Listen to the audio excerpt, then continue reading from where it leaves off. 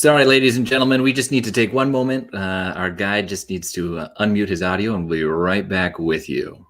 There we go. I don't. I guess I accidentally muted the audio because of what I was doing with a piece of paper. So, and that voice you heard was Chris Staudinger. He is our engineer tonight, and Chris has his own production company called Captain and Clark, and I encourage you to check that out. All right, as I was saying, we're going to have a virtual history of Mount Rainier. We're going to talk about the geologic history. We're going to talk about the human history, and the human history is rather interesting because the human history actually goes back about 10,000 years. I don't think many people realize that. So to begin with, let's talk about this mountain, and we'll have a nice picture of it. There she is. Mount Rainier, or as the Native Americans have called it, Tahoma. And the mountain is 14,411 feet high. It is I think it's about the fifth highest mountain in the continental United States. It is the second highest mountain here on the West Coast, with Mount McKinley being a little bit higher than Mount Rainier. And not Mount McKinley, Mount Whitney in California. And Mount Rainier is known as a Pacific stratovolcano. Now, what that means is that there have been successive layers of lava that have piled on top of one another to give the mountain that distinctive cone shape that you see there. And this is in direct contrast to the types of volcanoes that you've seen in some other areas of the world, for example, Hawaii. Hawaii is a shield volcano, and the lava coming out of Mount Rainier is a little bit different than the lava coming out of Mauna Kea and Mauna Loa and the Hawaiian island chain. So Mount Rainier is about 500,000 years old. There was a volcano there a little bit before that, going back a few million years. However, the current mountain, as you see it today, is about 500,000 years old. And that mountain is considered active. Now, what does that mean? Active does not mean that there's lava coming out of it. Active means that Mount Rainier has an interior core that is molten lava. And we do have a mountain here in the United States in the lower 48 that is erupting, and it is active, currently in various types of eruptive stages. And that, of course, is a mountain that's about 60 miles or so south of Mount Rainier, and that is Mount St. Helens. But Mount Rainier is not erupting. And the last eruption occurred, about 1894, 1895. And it occurred at the very top, the very summit of the mountain that you see up there where that snow cover is in the very top. There is a cinder cone up there and some steam vents and steam eruptions came out at 1894, 1895. There are some folks that don't really consider that an eruption, and there are others that do. Mount Rainier is considered to be the most dangerous volcano in the United States, especially the lower 48, and especially here in the West Coast. And there's a reason for that. The mountain is subject to a phenomenon called a mud flow. Now, there's a geologic name for it. It's called a lahar, L-A-H-A-R. You can just refer to it as a mud flow. 5,600 years ago, the mountain had an eruption, and it caused a major landslide. The entire upper roughly 2,000 feet of the mountain, almost 2,000 feet, literally slid down the north face of the mountain. And as you can see here, Chris is going to take his pointer out and go from the summit of the mountain and track down through the mud flow past Greenwater, past Enumclaw, past Auburn, past Tacoma, and into Puget Sound. 60 miles, the top 2,000 feet of the mountain. And if you know anything about the area around us, you'll know that there are a number of towns and cities that have been grown up over those mud flows, like Buckley and Enumclaw. And a secondary result of all those mud flows is that those areas where you had that major flooding are some of the finest agricultural areas here in the greater Seattle area. But it is a dangerous place to be. Mount Rainier, if it erupts, is only 60 miles from downtown Seattle.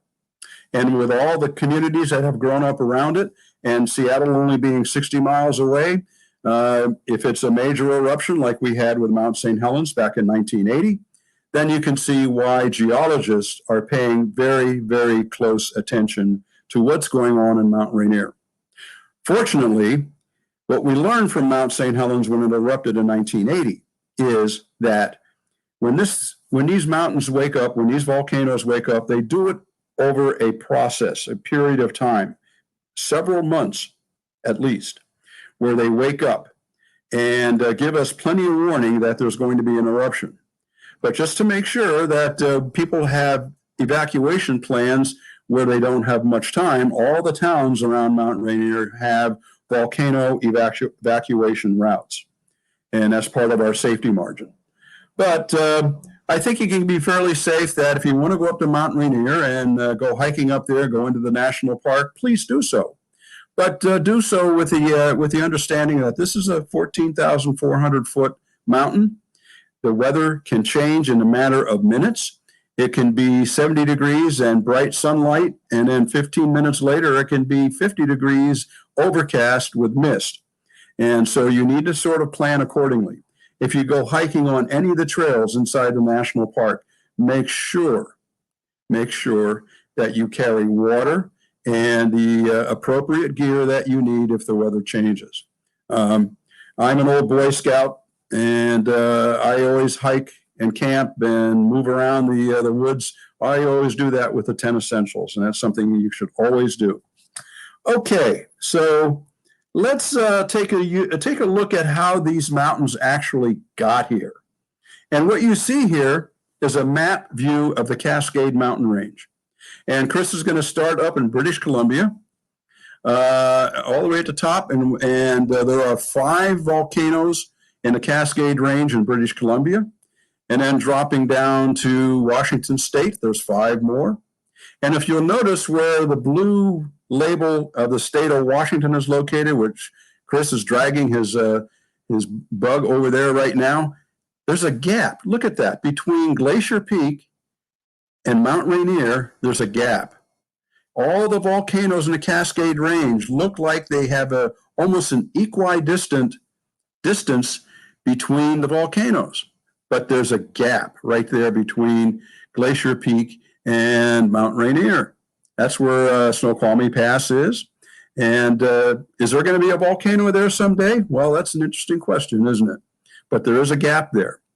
But there's 5 mountains in Washington State, 5 more in Oregon, and then there's 3 in Northern California. And that is all part of the Cascade Range, about 1,100 miles long. Now look out here to the left, and you can see some plates out there. Where Chris is drawing a circle around right now, that is the Juan de Fuca plate. And then south of that, off of California, there's the Gordo plate. And then there is the final plate up in British Columbia. And so those 3 plates are like our own seafloor spreading right off here in the Pacific Northwest. Now that's kind of cool. But it's a phenomenon called subduction.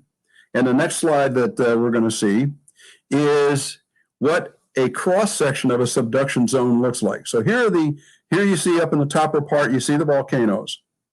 And then down below that, you have a graphic of what the subduction zone looks like. So off to the left, you have the seafloor spreading with the Juan de Fuca plate.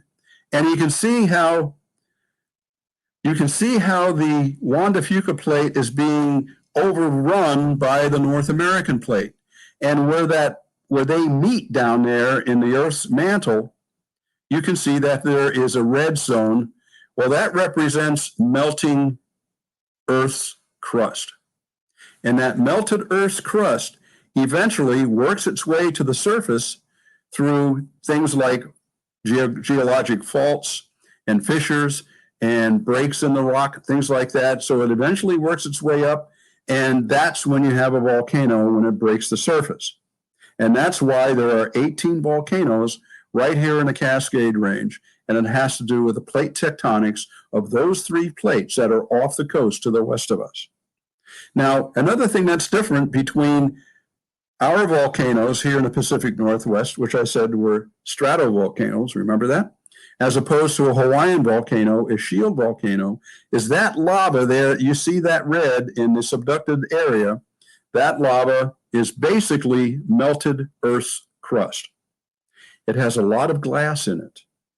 That glass makes the lava that comes out of these mountains. Mount St. Helens is a perfect example. Mt Rainier, all of the 18 volcanoes have a similar type of structure with the lava that's in those volcanoes.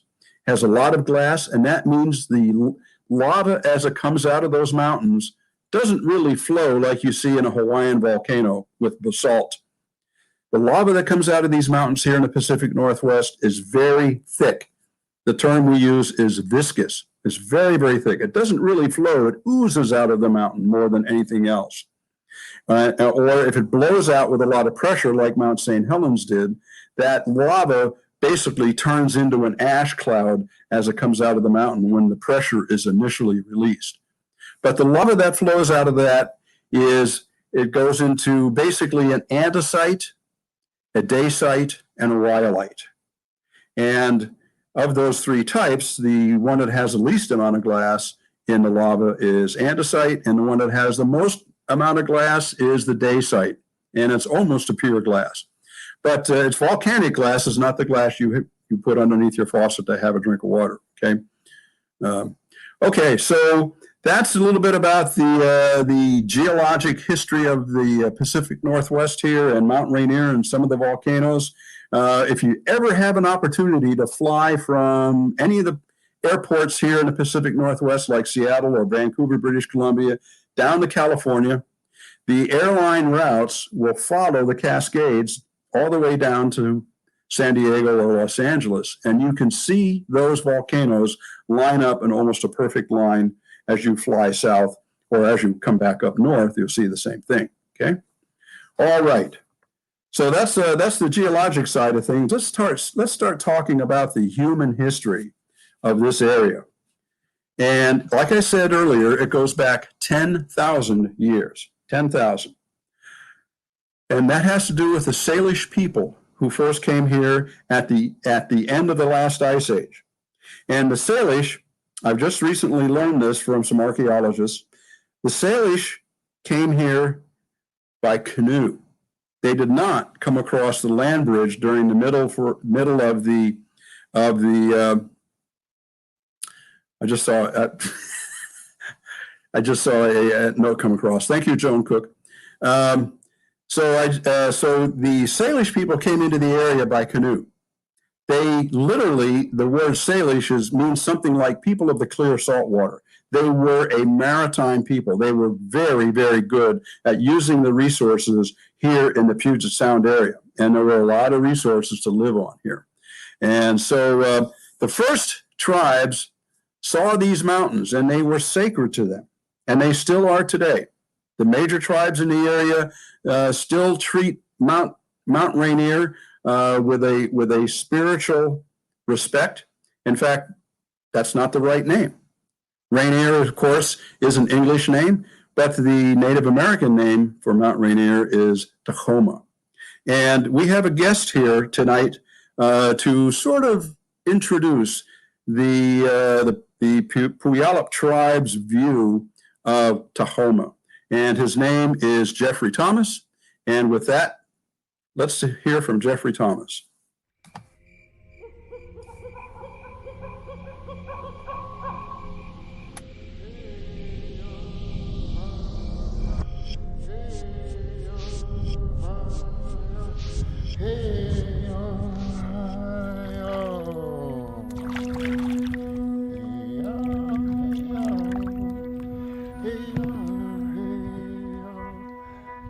for me, I like to think of these places as places where you were able to be free.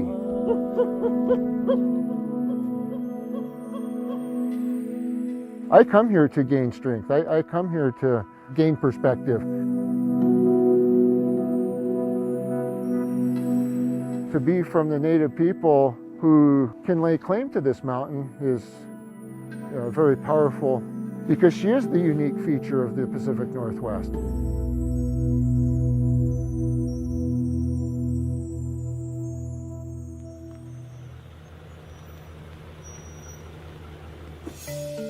My name's Jeffrey Thomas, and I'm the director of the Puyallup Tribe's Timber Fish and Wildlife Program. I am an enrolled member of the Muckleshoot tribe, and I have Warm Springs, Wasco tribes, the Wamish family ancestry. As children, we had always been encouraged to be proud of our tribal ancestry, so I'm here familiarizing myself with all of these places that were a part of their ancestral homelands. Our legends come from time immemorial, and in the tribal legends, they talk about Mount and why Mt Rainier is the special mountain that she is. In those times when everything revolved around your spiritual well-being, you would want to come here so that you could be in these sacred areas where you could sing your songs and show your respect and take away whatever blessings the mountain might be willing to share. Hey, hey, hey, oh. Oh, hey, hey, hey, hey, oh. I think about these places and how ancient they are, and what they've always meant to people, and how vulnerable they are to all of the unknown forces of the future. Tacoma translates into the mother who gives all. This mountain's here for everybody, and so respect her as much as you would your own mother. Love the mountain the way that the native people always have. Any day's a good day on Mt Rainier. And I certainly agree with that. Any day is a good day on Mt Rainier. When you go up there, Jeffrey is right. When you go up to Mt Rainier, any day is a good day. You're going to go up there sometime and it's going to rain, or you might go up there and it's snowing, and because the park is open all year round. The Paradise Visitor Center is open all year round. They try to keep the roads plowed. The north side of the mountain, the Sunrise Visitor Center, does close down usually by the end of October, beginning of November. It'll be closed. But I agree with Jeffrey. Mount Rainier is a special place. When you get up there and you look around and you just you feel something, okay? And so if you visit, just don't go up there to walk around, and take some time. Look at the wildlife. Look at the flowers and the wildflowers that are there, and the wildlife is abundant. This is the fox that they have their own variety of fox up on the mountain. I want to tell you a little story about this. This is only going to take a minute as a side note. When my son first joined Boy Scouts, we had a winter camp out up on the mountain, and the boys were required to build their own igloo and sleep in it. Okay, they had to build their own igloo, sleep in it for the night, and so they did it. And there were three of them in the one igloo, and in the middle of the night, they had a visitor. And it was a fox. The fox had come into the entrance of the igloo and basically found a nice warm place at the feet of one of the boys that was in his sleeping bag. And of course, they all thought that was pretty cool. I did too, actually. But they woke the fox up and gently shoved him outside and back into the snow. But it's an example of what is up there. There are some magnificent visitor centers in the park. You can't see it in one day. There's a trail that goes around the entire park. It's 95 miles long. It's the Wonderland Trail. It is truly one of the most magnificent parks that I think exists in the United States. Tens of a million people a year go up there. So there you go. All right. So at some point, we do have some history to talk about. And that includes this fella here. Captain George Vancouver of the Royal Navy. He was told by George III of England to explore the Pacific Northwest to see what the economic resources were in the Pacific Northwest and to make maps to see what the value would be to the English crown. George III, you remember, you guys all heard of George III, right? You know him. Well, Captain Vancouver arrived in Puget Sound in 1792. And when he came down the south into the Puget Sound area around Tacoma and in that area, guess what he saw? He saw that magnificent mountain there. And he said, this thing is really amazing. Now, Captain Vancouver, I think, was a pretty smart guy.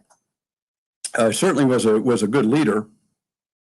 And he needed to name the mountains. And in his eyes, he didn't know the Native Americans already had a name for that mountain. So he did a good politically correct thing and named it after his boss, Admiral Peter Rainier. And there is Admiral Rainier himself. Sorry, I can't have him talk here today. I probably should have done that because we do have some other special guests on the tour. I'll do that next time. Admiral Rainier and Captain George Vancouver. So that's how it got its name, after Admiral Peter Rainier. Okay. All right. So those are the first explorers, and it's interesting. Let's go back, Chris. Let's go back to Vancouver for a second, because what he did here in the Pacific Northwest was really interesting. He came here, and instead of planting a flag and getting off his ship with flags furling, weapons bristling, and guys walking around looking like they were invaders, he did exactly the opposite. He sent out small members of his crew to make initial contact with the tribes, because the tribes had resources that he needed: food, wood, fresh water, especially. And he found that the tribes were friendly and they liked to trade. Well, with the Salish peoples, they'd been doing that for thousands upon thousands of years, trading amongst each other, socializing amongst each other. Yes, there were wars when wars happen. This is a human society after all. But Vancouver found an opportunity to establish trade. And he got an idea about the economic value of the area. And that's what he took back to England with him when he published his journals. And they were very detailed journals. George III of England told Captain Vancouver to make detailed notes and observations on everything he saw. And so he did that, and his notes got published. And that caused, in the early 1800s, the initial explorers to come back here to do trade. And the first businesses in the Puget Sound area were, in fact, fur trappers with Hudson's Bay Company. But the tribes had a, they were, I would guess, suspicious of these weird-looking characters in a strange-looking boat, but nevertheless, they traded with the English. And that sort of set things into a certain type of motion that led to the pioneers actually ending up in Seattle in about the 1850 timeframe. Okay, so let's talk about, after these pioneers got here, and this character, this mountain needed to be climbed. And this is a fellow by the name of Hazard Stevens, and you can see him in his Army uniform. Hazard Stevens was stationed here he was in the Army barracks here. And in 1870, he hooked up with a fellow by the name of Philemon P. Van Trump. No. He's not related. We'll just get that out of the way right now, and that's it, okay? But the two guys, Hazard and Philemon, wanted to climb the mountain in 1870. I got to tell you, that was no easy task. There were no roads. There were Native American trails going up onto the mountain because it was a sacred place. So they needed a guide. They needed a guide to get to the mountain. And they found a tribesman by the name of Sluiskin. And this is his photograph. Now, this is taken when he was somewhat older, I suspect, than when he was a younger man and took them up to the mountain. But in 1870, he guided the Hazard Stevens' party up on the mountain. Now, there's a little bit of controversy about Sluiskin as to who he really was. There are some sources that say he was a member of the Yakima tribe. There are others that said no, he was a member of the Puyallup Muckleshoot tribe. And maybe Jeff Thomas can straighten us out on this fellow named Sluiskin as to who he really was. But I would say without him, Hazard Stevens and Van Tremp would have had a much, much more difficult time getting up onto that mountain. So again, the hospitality of the tribes comes into play here. And so they made that first ascent on August 17th, 1870. And we got a couple of pictures here to show you of these guys and what it looked like in those days to ascend to the mountain. Now, this is taken on the summit. This is actually in 1888. There is no early photograph of the Stevens expedition that went to the summit of the mountain. There's no known photograph of it, at least that I could find. But let's look at this one here. They're on the summit, these 5 guys, and one of them is very, very famous and had a lot to do with this becoming a national park. So let's zoom in here a little bit. We're going to take a closer look at these guys, and I'm going to identify them for you. And Chris will do that in just a second. There we go. So there we go. Look at this fellow here on the left. His name is D.W. Bass. And then next to him with the staff he's holding in his hand, standing up, that is Van Trump. And then the guy sitting on the snow, that is none other than John Muir.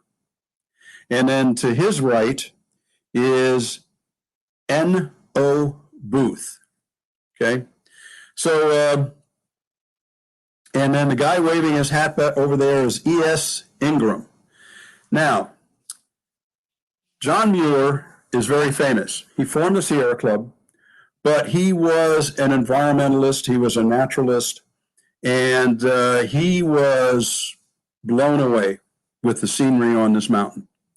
And he is instrumental for supporting some of the groups that got together in the 1890s to declare Mount Rainier a national park. And but there was somebody else that was involved in that process too to declare it a national park. And that, ladies and gentlemen, boys and girls, is the first woman to climb Mount Rainier. Now, she was Fay Fuller. She was a 5th grade teacher in Yelm, Washington. And Yelm, in those days, in the 1880s, Yelm was just it's still a small town, but it was a really small town then.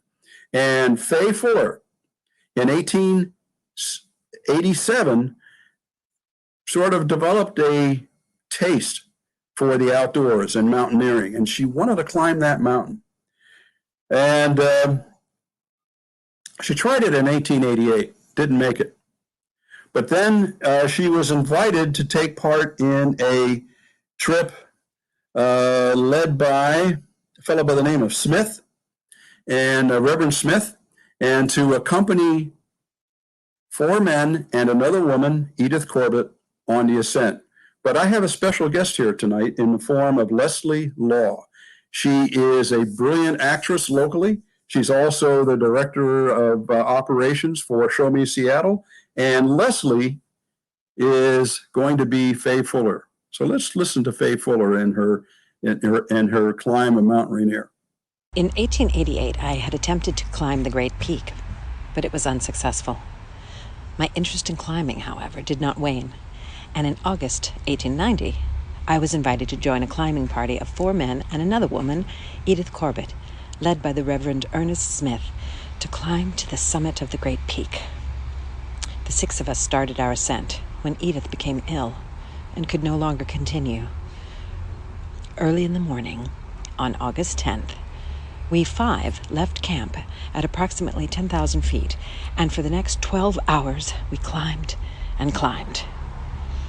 My clothing was heavy. In addition to my regular attire, I wore heavy pantaloons, stockings, and a woolen dress that reached down to the tops of my men's boots. My clothes also included a heavy woolen sweater, scarf, and a brimmed hat to shade my eyes. I was struggling to keep up the pace with my male climbing partners, but I refused their assistance. It was my determination to reach the summit without their help. Finally, at 4:30 in the afternoon, we reached the summit. It was a heavenly moment. Words cannot describe the scenery and beauty. How could they speak for the soul? We spent the night in the summit crater, and I never witnessed such stars in the night. As I lay there in wonderment, I knew I had set an example.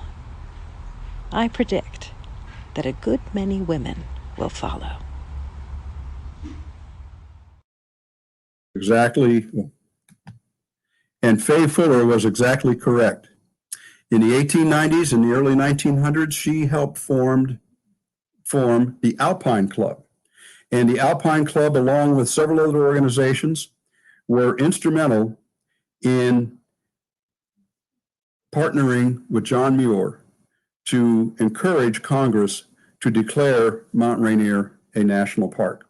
And in 1899, on March 2nd, was opening day, the formal opening day of Mount Rainier National Park. And you can see some folks down there in the bottom on horseback, because that's what you had in 1899 to come into the park. Can you imagine what that was like to go up on Mount Rainier on horseback?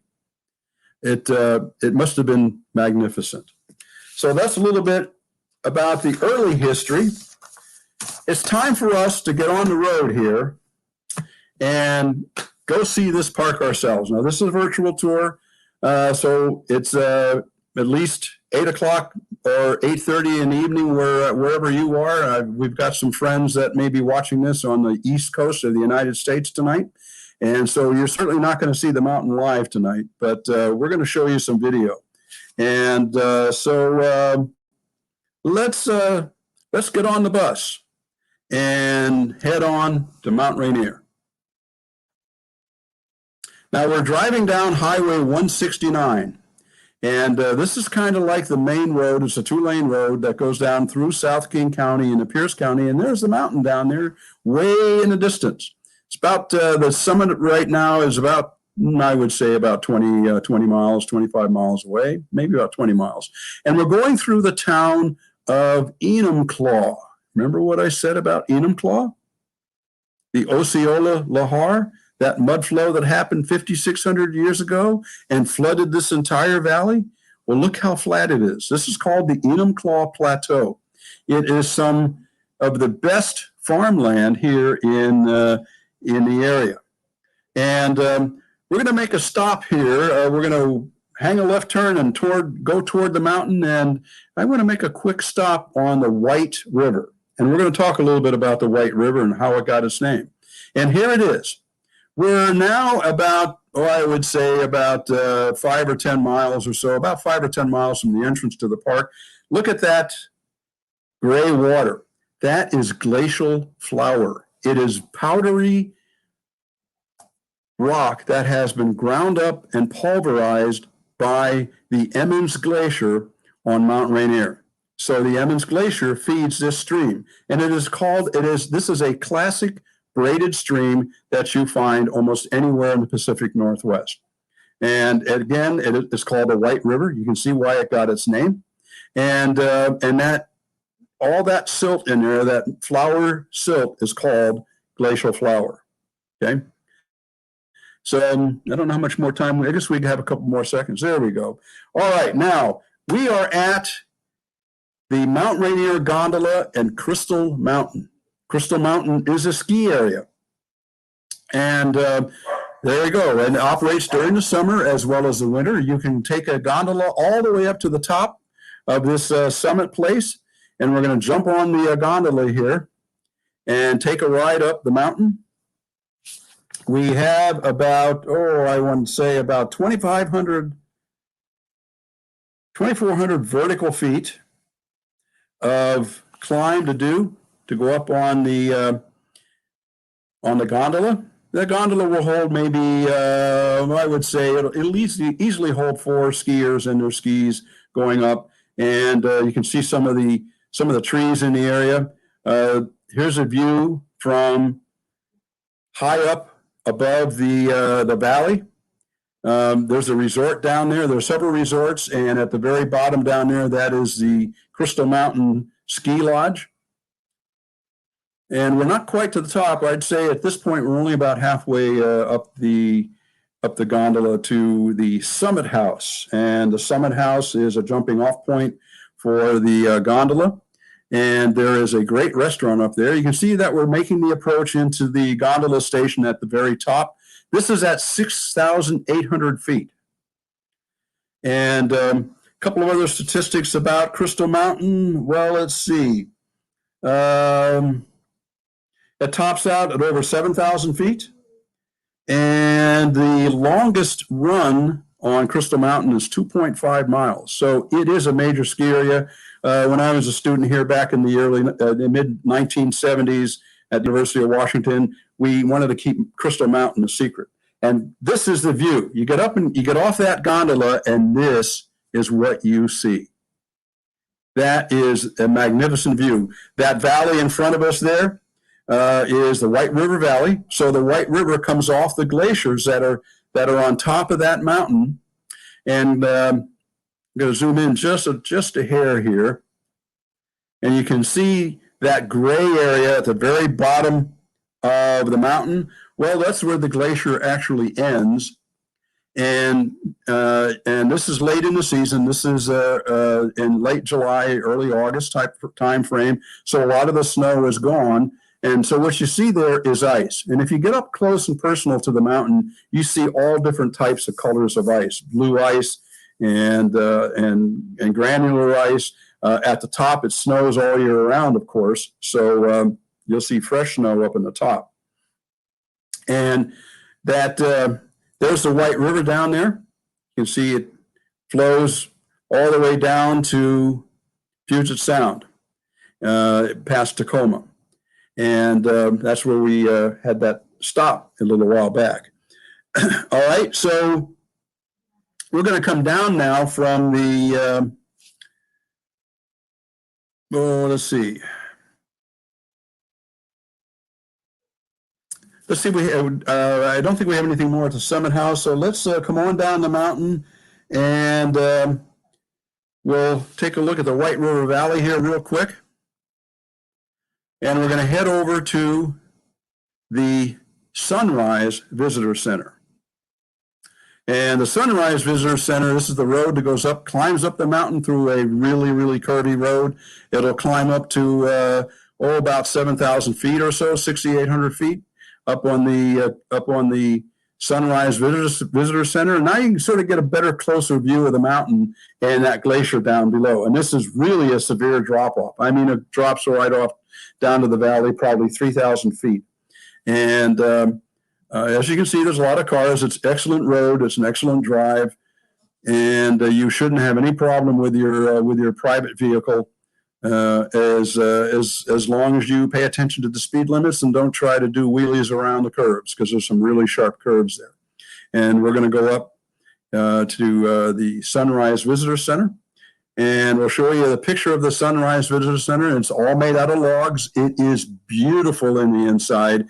Inside the Sunrise Visitor Center, there are exhibits in there, sort of a mock-up of the mountain in clay, and it's all painted up and shows you all the different sites and the trails in the mountain. And there's also a wildlife exhibit in there of the animals that are indigenous to the Mt Rainier area. And you are going to see a lot of animals here. I mean, most of the time when I've hiked on the back trails, I have seen animals almost every single time, including bears and deer, occasionally an elk. The bears on Mt Rainier, by the way, are black bears. There haven't been any grizzly sighted, but that's a black bear, and I've seen a mama black bear and her 3 cubs on the mountain, and it is a nice sight to see. They are used to humans, They won't bother you if you won't bother them. And that's about the best way of putting it. And there's a couple of other things to see up here, but maybe we'll head on down to the Grove of the Patriarchs. And this is the trail that you take from the parking lot at the entrance to the Grove. And it's about a half a mile long. It's a really, really nice, well-groomed trail. That's a couple of our tour guides.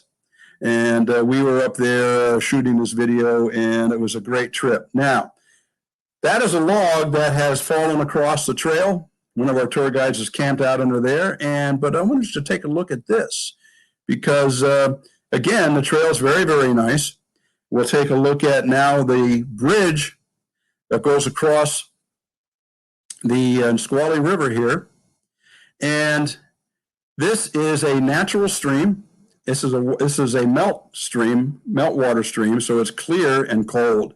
You have to walk across this bridge, and it's rickety and it clacks and makes noise and things like that. And here's yours truly sort of making his way across this bridge. You don't run across this bridge, as you can see. And they only allow one person at a time to go across the bridge. So that's your faithful tour guide. Now look at this thing. This is a dead tree. This tree was probably 1,500 years old, and this is a view inside a tree. Now what this is not unusual. Very often these trees get so old that the inside rots out. Can we go back to that, Chris? The inside rots out, maybe one more behind. And the inside of the tree rots out at the end of the video. Yeah, there you go. We can freeze that there.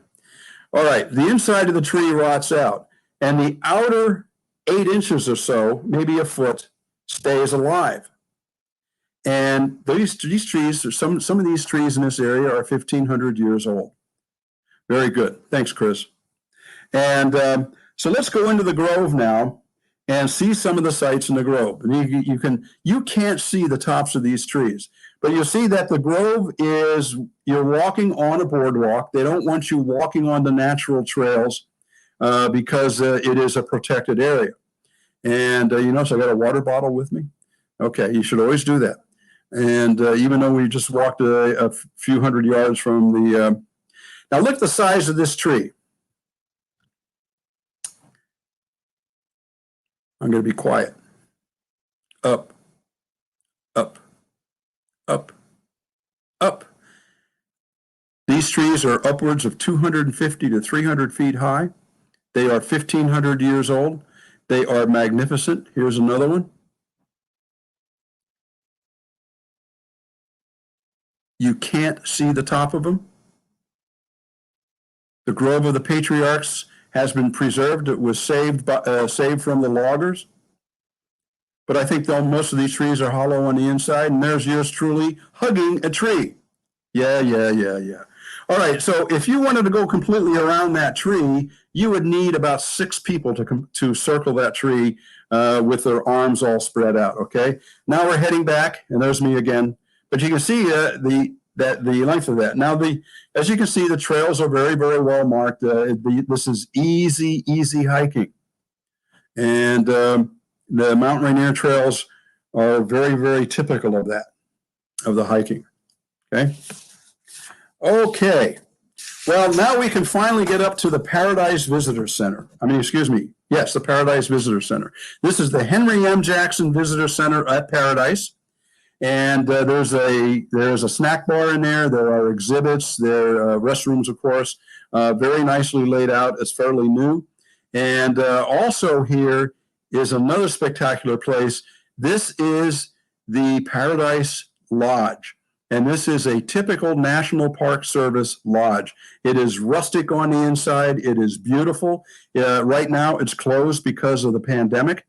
When it opens, it is a place, if you can get reservations to get in there, they are reasonably priced. It has a fantastic restaurant in there, a 4 or 5-star restaurant. The restaurant serves wild game like bison and elk and salmon. and it is exquisitely prepared by master chefs. If you have an opportunity to stay at one of these lodges, do so. Put it on your bucket list. Now, this visitor center is at 5,000 feet, almost exactly, and we're going to go for a walk. We're going to climb up to a little bit above 6,000, maybe 6,500 feet, and on some of the trails here, and look at. Pull out and just get this entire meadow.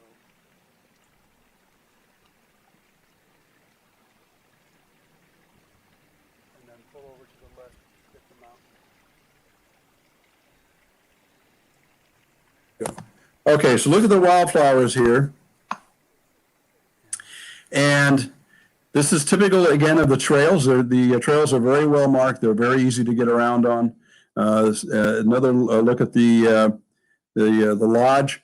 And as I said, this is about 5,000 feet. Now,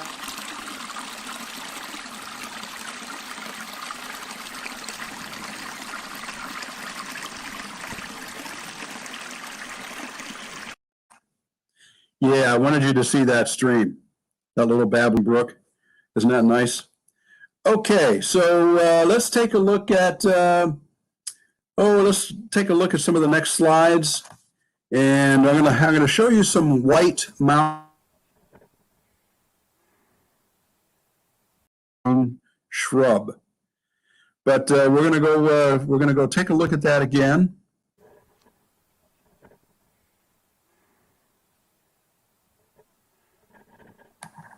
There, I'm unmuted. Now that white mountain heather can get to be over 7,000 years old. They have found a couple of these shrubs on Mount Rainier that are 7,000 years old. They determine the age microscopically. Some of the oldest living things on planet Earth are right here in Mount Rainier.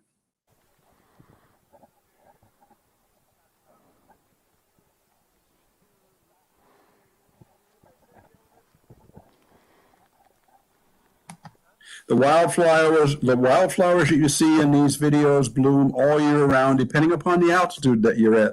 So if you start out at the bottom, around 3,000 feet, spring will be in the March, April timeframe like everywhere else. But as you climb higher in the mountain, springtime follows the altitude. So when we get up around 6,500 feet, it's still spring up there. And some of the video I'm going to show you next. There's some kind of animal nearby.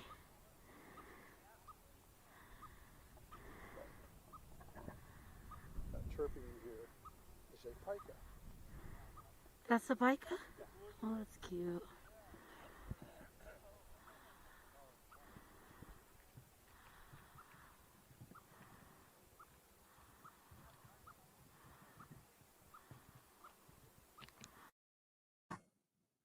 All right. There, what you saw there was the alpine meadow, probably around 6,000 feet, and that ridge over in the background was the Sawtooth Ridge, and it is a spectacular view. The higher you get in the mountain, the more you see around of the Cascade Mountain Range. So let's continue up the mountain and see what we can find. Because of the landslides, this stuff is very, very unstable. It looks like it's solid, but it actually comes out of the volcano that way in sort of crumbly rocks.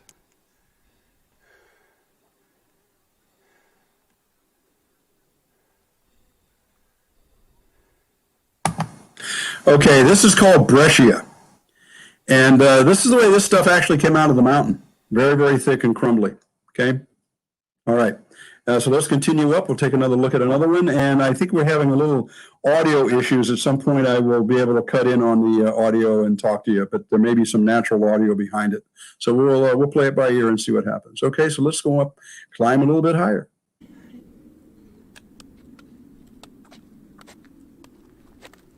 Well, it's definitely the off season. There you go. Thank you. Yeah, thank you.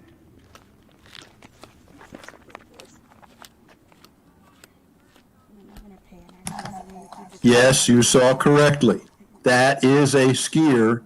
And I was up here with Sonia, one of our tour guides, and that guy was going up to find a patch of snow to ski on to say that he skied Mount Rainier in August. Okay. So, and actually, that may have been September, I believe. Yeah, that was in September. So that was just a few weeks ago. And it's kind of an amazing place. You'll get to see everybody from all over the world on Mount Rainier, depending upon where you go. All ages, all groups, from all over the world. You're going to hear foreign languages from everywhere. It is a magnificent. I know I'm babbling on. Okay, so let's go higher yet. Okay, I got some more to show you. 30 seconds. Now be quiet. Now we're getting closer to the mountain, and I want you to see. We're going to zoom in here in just a second. There we go. See that waterfalls? That is at the base of the Emmons Glacier. Excuse me, the Nisqually Glacier. Sorry, the Nisqually Glacier. And that is water that is meltwater coming out of a cave, an ice cave, and a waterfall on the glacier itself. We have a couple of these videos here that we're going to go through. This is solid ice. It goes all the way up to the summit where the glaciers originate. There are 24 glaciers on Mount Rainier. The Emmons Glacier over on the north side of the mountain that we saw earlier is by volume the largest glacier in the lower 48 states. Only Alaska has more volume. I'm going to take another look at the glacial activity here. And then on either side of the glacier, you have glacial deposits called moraines that form the edges of the glacier, that classic V shape in the glacier that you see here. And here's an example of successive eruptions of the volcano. You can see two lines of lava here right in the middle of the screen. Those are successive eruptions of Mount Rainier. I have no idea how old those are. I'm not close enough to tell. But you can see all that light-colored, sandy-looking stuff. That's actually part of the glacier. And here our photographer, Sonia, caught a pika that was zooming down the mountain. That little critter could run fast, I'll tell you what. But the views here on the mountain are just incredible. There's another look at the bottom of the glacier. And it looks like it's rock down there, but actually it is rock that is covering over ice. And again, the closer you get, the more you're going to see. The higher you get, the more you're going to see. We're only going to go up about 6,500 feet, though, and you can see all this stuff. That's the summit. You can't really see the summit on top. There is a cinder cone up there, and that forms the edge of the actual summit. And there are steam vents up in the top of that thing. Here's one more look at our waterfalls. And we'll do some panning around. Down, you can see down there in the bottom, you can see that white or that gray looking material down there. That is glacial moraine, the edge of the sides of the glacier. And now we're looking way down to the south of us. That, my friends, is Mount Adams, 12,500 feet high, roughly. Mount Adams. And we're going to take a little trip to the right here. That's the Sawtooth Ridge again. Go a little bit more here. And there is Mount St. Helens. And we're going to zoom in on that a little bit. Just to the very, very left of those trees, you can just barely see the flat top of Mount St. Helens. Mount St. Helens lost 1,300 feet of its summit when it erupted. And one more look at Mount Adams. And now what I think we're going to do in this next video, we're going to take a trip all the way around 180 degrees. One more look at this magnificent place. There are all kinds of places to hike here. We're almost at timberline, as you can see. The trees are getting very, very sparse. And there she is. Tahoma, Mount Rainier National Park.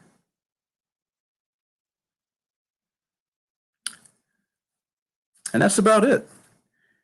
Now, I have enjoyed being with you tonight. We had a couple of things with the with the host operating the mute and unmute button on his computer. But outside of that, we got to see some things that you're not going to see on a real tour, but you can see it on a virtual tour. Now, having said that, I do want to encourage you to go about the process of getting your own look at some of these mountains around here in the Pacific Northwest. Mount Rainier, Mount St. Helens, Glacier Peak, Mount Baker. Mount Olympus is a national park that's over on the Olympic Peninsula. You could spend months hanging around up here in the Pacific Northwest just exploring. Puget Sound itself is an extraordinary body of water that is unique in the United States. And so with that, I want to thank you for being here tonight. I want you to remember that if you do want to go on a real tour, that you can go to our Show Me Seattle website, and there's a way that you can drop us a line and let us know what you want to do, and I would be glad to help you get set up on a tour. I want to thank our engineer tonight, Chris Staudinger of Captain and Clark, and he is a superb videographer. Also want to thank Sonia Stewart, who took a lot of that video that you saw today. Sonia trucked up that mountain with me with her camera and listened to me babble along for hours out on end. And so Sonia is a real trooper. Thank you, Sonia. Okay, that's about it, folks. It was a pleasure being with you tonight. Have a good time. Stay safe. Be healthy. Good night.